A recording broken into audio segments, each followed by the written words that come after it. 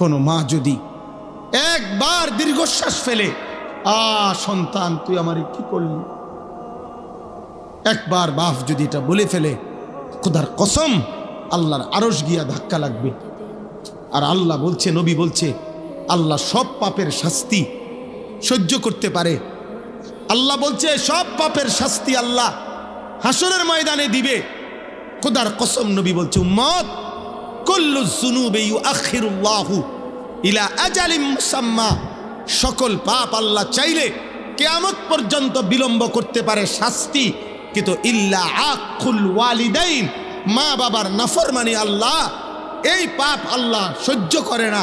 নবীজি বলছে লাইয়া মুতা হাত্তা ইউআযযিবাহুল্লাহু ফিল আরদ, আল্লাহ তাআলা মা বাবার নাফরমান সন্তানকে মৃত্যু দিবে না যতক্ষণ পর্যন্ত আল্লাহ তাকে দুনিয়াতে বেইজ্জতি না করবে। রাতের 12টা 11 বাজে, তাহলে রাত 12টা 11 পর্যন্ত যেই যুবক সজাগ থাকতে পারলা, সেই তুমি কেন সেজদা দিতে পারলা না বাপ? বলো না আব্বা, কেমনে ঘুমাইবা এখন? সারাদিন মোবাইলে হয়তো নারী দেখছো, ছবি দেখছো, অশ্লীল দৃশ্য দেখছো। সারাদিনে যারা পেশাব করে হয়তো পানি নাও নাই, টয়লেট পেপার ব্যবহার করো না, শরীরও নাপাক, আর এই অশ্লীল নারীর ছবি দেখলে হারাম বীর্যপাত হয়, এ কারণেও শরীর নাপাক।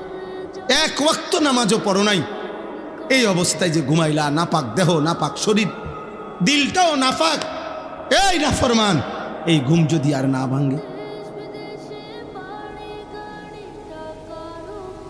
এই রাত যদি আর ভোর না হয়,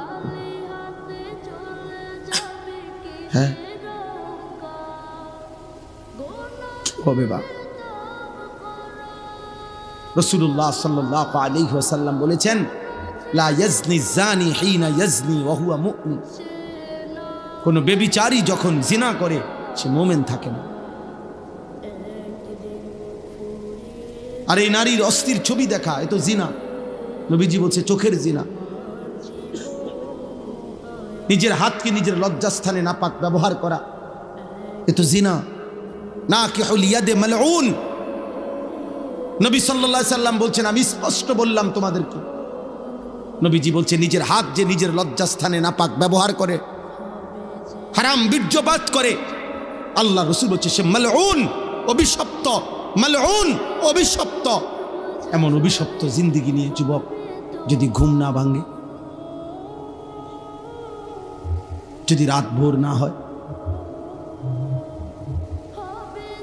তো কি হবে তোমার আখিরাত, কি হবে তোমার খবর? কে তোমার সান্ত্বনা দিল যে তুমি আরো 30 বছর বাঁচবা? অমিনকুম মান ইউতাওয়াফা মিন ক্বাবলু, আল্লাহ বলেন আমি কিন্তু বান্দা সকলকে বৃদ্ধ বয়স পর্যন্ত পৌঁছাই না। আমার এই মুরব্বী হুজুর তো তিনি বৃদ্ধ হয়েছে বলে আমরা সবাই বুড়ো হব না? আল্লাহ বলে না বান্দা, আমি অনেককেই তার আগেই মৃত্যু দিয়ে ফেলি। দেয় মৃত্যু, কথা বলে না? 3 বছর শেষ, আবার অল্প একটু। 3 দিনের বাচ্চা কবরে যায়, 3 বছরের বাচ্চা কবরে আছে, 3 মাসের বাচ্চা কবরে আছে। তাইলে আমার প্রিয় বন্ধু মাওলানা মোতালেব হুসাইন সালেহী, বাংলাদেশের একজন অন্যতম বক্তা, আলেমে দ্বীন, ওর একটা মেয়ে বাচ্চা হয়েছে আজকে 1 মাস, 1 মাসের বাচ্চা। গত 1 মাস আগে এই মেয়ে বাচ্চাটা অসুস্থ ছিল কয়েকদিন। গত 3 দিন আগে রাত্রেবেলা আমারে বলতেছে ঢাকা নিছে, ঢাকার শ্যামলীতে বড় হসপিটালে ভর্তি করাইছে। আমি বললাম এখন কি অবস্থা বাচ্চার? বলল যে এখন আলহামদুলিল্লাহ অনেকটা ভালো আছে, হাসপাতালটা অনেক ভালো, বর্ণনা দিতেছে আমারে, খুব সুন্দর হাসপাতাল, চিকিৎসা খুব ভালো, ইত্যাদি ইত্যাদি। এই রাত্রে এটা বলল। পরের দিন রাত 12:30 বাজে আবার কল আসছে হের এই মোতালেব মৌলানার। আবার যখন আমি মোবাইল রিসিভ করছি পরের দিন রাত 12:30টায়, ও দেহি কাঁদতেছে। কিরে দোস্ত কি হইলো? কয় আমার বাচ্চাটা মারা গেছে, আমার 1 মাসের বাচ্চাটা মারা গেছে। 2টা ছেলের পরে একটা মেয়ে হইছে, বড় বেশি আদরের মেয়ে হয়েছিল, বাচ্চাটা মারা গেছে। আমি অবাক হয়ে গেছি। অনেকক্ষণ সান্ত্বনা দিয়ে যখন বললাম, হৃদয় বিদারক কথা যেটা, যে আমি যখন তাকে বললাম যে এখন তুই কই, বাচ্চাটা কোথায়, এখন কই তোর, ও তখন বলতেছে যে আমি ঢাকা থেকে রওনা দিছি, আমার মৃত বাচ্চা আমার কোলে, আমি বাচ্চাটারে কোলে নিয়ে আসি, আমার বাচ্চা আমার দিকে তাকায় আছে। আচ্ছা ভাবেন তো, 1 মাসের এই বাচ্চা কোলের যেই বাবা সেই ঢাকা থেকে লাকসাম পর্যন্ত আসছে, এমন মৃত বাচ্চা 1 মাসের কোলে নিয়ে এই বাবার কলিজায় তখন কেমন অবস্থা হয়েছে। ওই গর্ভধারিণী মায়ের হৃদয়ের অবস্থা তখন কি হয়েছে।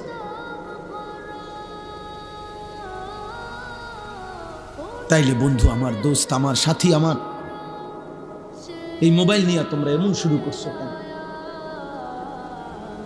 তোমরা কি করছো বাপ? এইভাবে নিজেকে ভুলে গেলা কেমনে?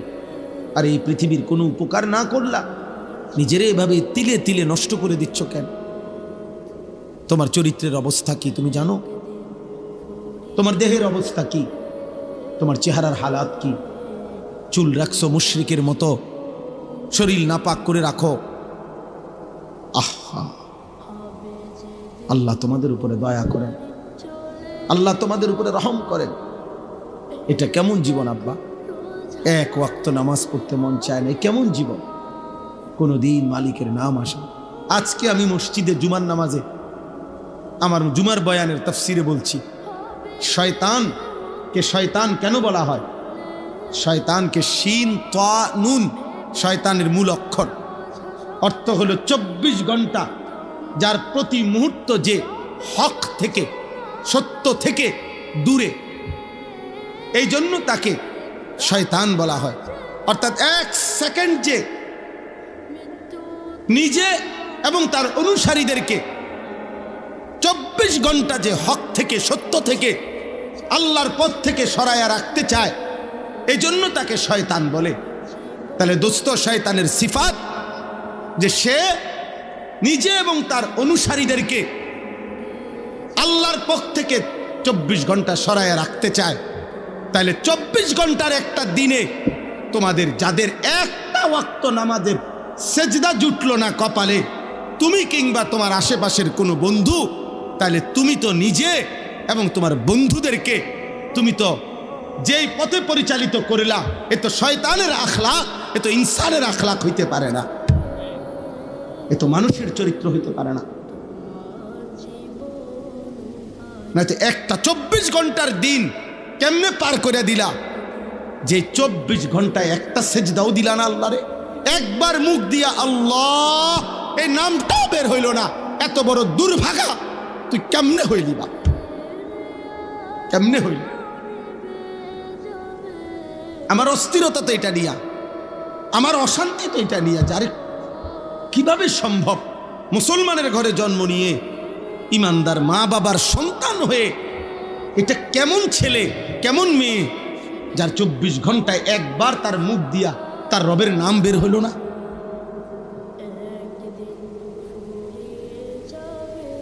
এ কেমন জীবন আব্বা? এ কেমন জিন্দেগি?